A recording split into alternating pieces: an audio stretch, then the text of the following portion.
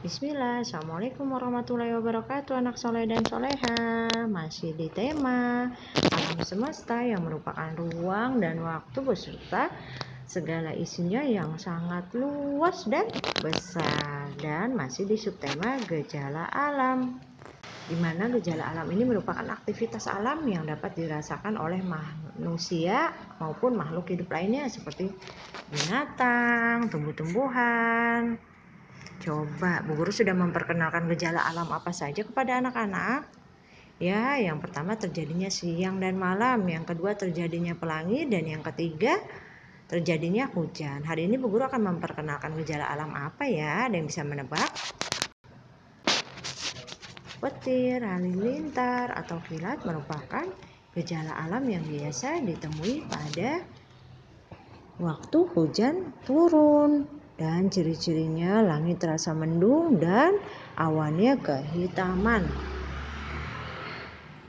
Petir adalah kilatan cahaya yang terang dan biasanya dibarengi dengan suara yang menggelegar. Siapa yang sudah pernah mendengar suara petir atau melihat petir? Ya, kita bisa temui biasanya di saat hujan turun ya anak-anak. Selanjutnya, proses terjadinya petir bagaimana ya? Kita lihat yuk. Yang pertama, di dalam awan banyak aliran udara yang bergerak. Nah, di dalam awan ini banyak aliran udara yang sedang bergerak. Nah, aliran udara bermuatan listrik di dalam awan tersebut saling membentur. Nah, awan yang bermuatan positif dan negatif saling bertemu, lalu terjadilah petir, kilat, atau halilintar. Itu proses terjadinya petir. Petir memiliki daya listrik yang besar dan berbahaya. Akibat tersambar petir, menara, gedung bertingkat bisa roboh bahkan hancur terbakar.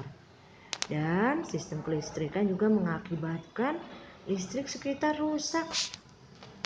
Juga menyebabkan manusia terluka, cacat fisik, bahkan bisa mati karena terkena petir. Dan petir juga bisa mengakibatkan alat-alat elektronik yang di dalam rumah itu rusak jika terkena sambarannya.